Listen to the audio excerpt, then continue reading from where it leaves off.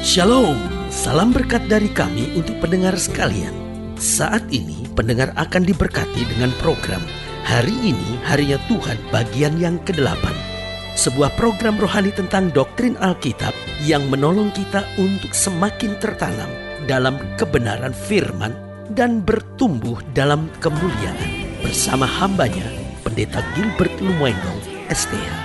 Banyak orang merasa doktrin Alkitab sebagai sesuatu yang membingungkan. Tetapi tahukah saudara bahwa doktrin Alkitab intinya adalah memahami Alkitab dengan benar, dengan pemahaman yang sistematis, sehingga kita terus dapat tertanam di dalam kebenaran firman, sehingga kita terus bertumbuh di dalam kemuliaan Allah. Buka hati saudara sekalian untuk menerima berkat-berkat firman-Nya hari ini. Kita hidup di dunia yang tidak tahu malu. Bahkan manusia sekarang telah mampu mengiyakan, bahkan menyetujui perbuatan-perbuatan dosa. Kalau kita lihat lingkungan sekitar kita, hari-hari ini sudah biasa memandang istri piaraan, sudah tidak aneh lagi, sudah biasa memandang banci, sudah biasa memandang homoseks, sudah biasa memandang lesbian, bahkan sudah menerima. Mungkin sudah berkata, loh gimana dong pendeta? Itu kan bagian dari persoalan hidup manusia, sehingga kita harus belajar menerima. Saudaraku yang kasih dalam Tuhan, jika saudara seorang gay, jika saudara seorang lesbian, yang saudara butuhkan bukan bagaimana orang menerima saudara. Karena ketika orang menerima saudara, keadaan saudara tidak berubah, keadaan saudara makin tertekan, keadaan saudara di dalam diri sudah yang terdalam ada kekosongan. Sudah ngerti ada sesuatu yang gak beres dalam hidup saya. Tapi saudaraku yang kasih dalam Tuhan, saudara cuma gak bisa keluar dari ikatan itu. Itu sebabnya Yesus dengan tegas berkata, mari kamu yang letih lesu dan berbeban berat, aku akan beri kelegaan kepadamu. Tapi dunia di mana kita hidup memang dunia yang udah gak tahu malu. Kenapa? Karena dunia sudah menerima, sudah menyetujui dosa manusia. Sehingga kalau kita lihat di sekitar kita, orang jadi bini piaraan biasa aja kok. Orang hamil di luar nikah dianggap normal hari-hari ini. Apalagi cuma sekedar lakukan hubungan seks sebelum nikah, normal. Bahkan sekedar pesta-pesta seksual itu biasa. Pakai narkoba buat orang-orang muda biasa. Nonton blue film buat orang-orang muda gak apa-apa. Saudaraku yang kasih dalam Tuhan, kita lihat di sekitar kita kondisinya seperti ini. Kenapa? Karena dunia ini dunia yang tidak tahu malu, sehingga perbuatan-perbuatannya adalah perbuatan-perbuatan yang busuk. Nah, hidup Kristen dipanggil untuk menggarami dunia ini, karena salah satu fungsi garam adalah mencegah pembusukan. Makanya Alkitab bilang, kalau kamu sudah tidak asin lagi, kamu akan dibuang dan diinjak-injak orang. Artinya apa? Kalau hidup Kristen kita sudah terpengaruh sama dunia, hidup Kristen kita sudah gak bisa jadi berkat buat dunia, hidup Kristen kita sudah gak bisa menggarami dunia ini, maka pertanyaannya, untuk apa lagi kita ada? Karena Kristus menempatkan kita untuk menyatakan kemuliaan kuasanya, sehingga hidup kita boleh membawa terang. Haleluya. Selamat datang dalam program kita hari ini, harinya Tuhan, sebuah program rohani yang kembali mengingatkan kepada kita betapa pentingnya kita menjadikan firman Tuhan sebagai dasar keseharian hidup kita. Karena selama kita menjadikan firman Tuhan sebagai dasar keseharian hidup kita, langkah-langkah ke depan kita penuh dengan kepastian, kemenangan, berkat, mujizat, dan perkara-perkara besar. Haleluya. Dan dalam program ini kita memang sedang bicara tentang perbuatan yang busuk. Nah, saudaraku yang kasih dalam Tuhan, seringkali saya nyatakan bahwa banyak orang hari-hari ini berwajah manis tetapi berhati busuk. Wajahnya manis karena orang sekarang dia sangat perhatikan penampilan wajahnya, baik dengan bedak, baik dengan make up, maupun juga dengan perawatan-perawatan tertentu. Apalagi kalau kita bicara perawatan wajah dari ibu-ibu. Aduh, ada ibu-ibu yang taruh tomat di wajahnya, taruh ketimun, ya kan, sampai suaminya kaget, loh kenapa istri saya begitu, ada ketomat, ada ketimunnya. Itu dia sebetulnya sedang membuat sop-sopan atau apa, ya kan. Dia sudah yang kasih dalam Tuhan, orang memang hari ini sangat memperhatikan wajah. Tetapi ingat, wajah tidak bisa membawa kita ke sorga atau ke neraka, tetapi hati kita bisa. Karena itu Alkitab dengan tegas berkata, jaga hati dengan segala kewaspadaan, karena dari situ terpancar kehidupan. Karena kalau hati kita bersih, bersih, perbuatan kita bersih. Tapi kalau hati kita busuk, maka perbuatan kita juga busuk.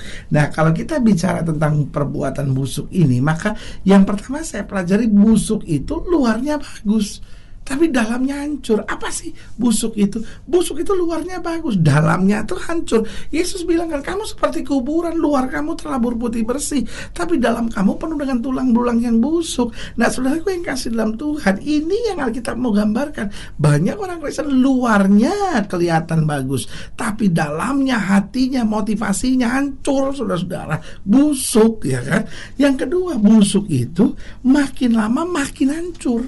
Jadi busuk itu kita lihat makin lama makin hancur. Hidup kita bisa gagal, tapi makin hari harus makin baik, makin hari harus makin dikoreksi. Tapi busuk makin lama makin rusak. Lalu yang ketiga, busuk itu bau sehingga kehadirannya itu tidak menyenangkan. Nah, begitupun hidup kita, seringkali kehadiran kita itu tidak membawa damai. Dan yang keempat, busuk itu menyebarkan kuman. Nah, saudaraku yang kasih dalam Tuhan, ada banyak orang hidupnya itu menyebarkan kuman, sehingga justru kehadirannya bukan jadi berkat buat orang, tapi justru mendatangkan keributan, mendatangkan perpecahan, gosok sana, gosok sini. Suami bikin terus kecewa istri terus bikin sakit hati suami. Nah, ini yang saya bilang, bahwa mungkin wajah kita manis, tapi perbuatan kita busuk. Hidup Kristen, wajah kita memancarkan kemuliaan Tuhan, hati kita dipenuhi dengan kuasa Tuhan. Haleluya.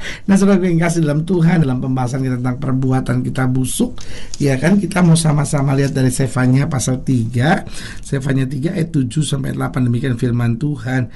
Aku sangka tentulah ia sekarang akan takut kepadaku, akan mempedulikan kecaman, dan segala yang kutugaskan kepadanya tidak akan lenyap dari penglihatannya.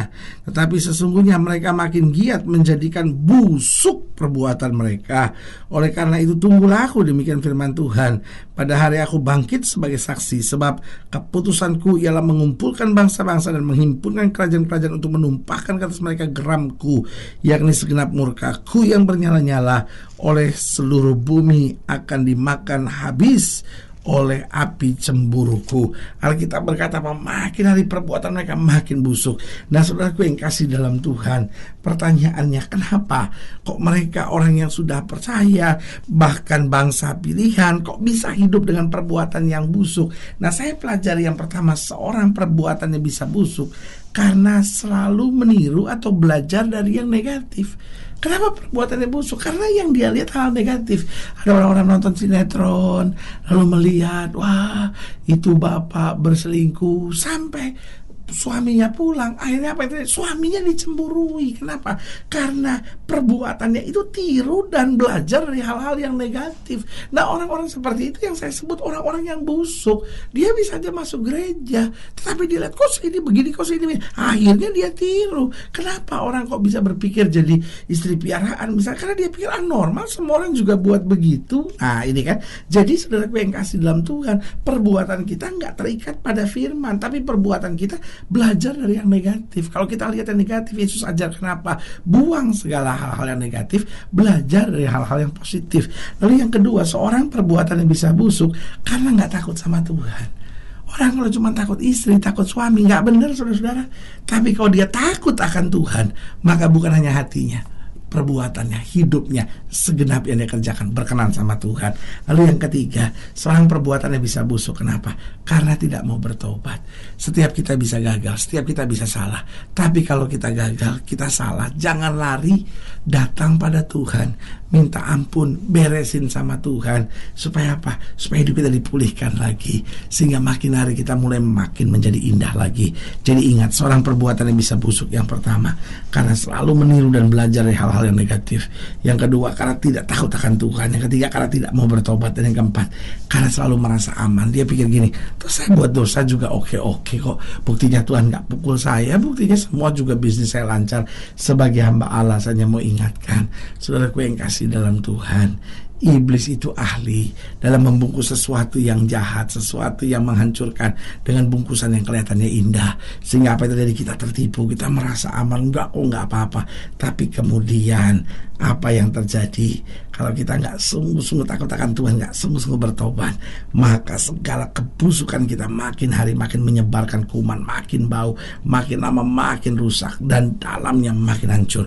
Sebagai hamba Allah, saya mau ingatkan, mari kita jaga hati kita supaya langkah-langkah kita, perbuatan kita, bahkan wajah kita memancarkan kasih dan kuasa Tuhan. Haleluya. Saudara yang kasih dalam Tuhan, jika saudara ingin dilayani lebih jauh, hubungi kami melalui telepon, hubungi kami melalui surat, kunjungi website kami, karena kami ada untuk membawa Bapak Ibu saudara senantiasa lebih dekat pada Tuhan dan mengalami kasih kuasa mujizat yang luar biasa. Haleluya. Secara khusus melalui program ini juga saya mau berdoa buat setiap saudara yang sakit, setiap saudara yang berbeban berat, karena saya percaya bahwa bagi Allah tidak ada perkara yang mustahil. Nah, saudara-saudara yang didoakan secara khusus boleh taruh tangan kanan saudara di dada, dan kita akan berdoa. Mari kita berdoa. Bapa, dalam nama Yesus hamba doa buat setiap pendengar sekalian, khususnya mereka yang taruh tangan kanan di dada, sehingga kami bukan hanya berkata kami mengasihi Yesus, tapi hati kami bersih, perbuatan kami benar, pikiran kami berkenan, dan langkah-langkah kami menyenangkan hati Tuhan. Bapak hamba berdoa di dalam nama Yesus, Tuhan jamah, yang sakit Tuhan sembuhkan, yang lemah Tuhan kuatkan, yang susah Tuhan hiburkan, sehingga kembali kami boleh bangkit hari ini dan melihat kemuliaan Tuhan, kuasa Tuhan, berkat Tuhan luar biasa dalam hidup kami. Di dalam nama Yesus kami berdoa. Haleluya. Amin. Saudara yang kasih dalam Tuhan, kita sudah berdoa. Ingat, tidak pernah Allah lalai menepati janjinya. Ini saatnya buat kita untuk bangkit, bersemangat, bersukacita dalam menghadapi segala perkara, karena kita tahu Yesus hidup, Yesus berkuasa, dan selalu mengerjakan yang terbaik buat anak-anaknya. Doa saya menyertai saudara. Sampai berjumpa pada program berikut, dan jangan lupa jadikan hari ini harinya Tuhan. Haleluya.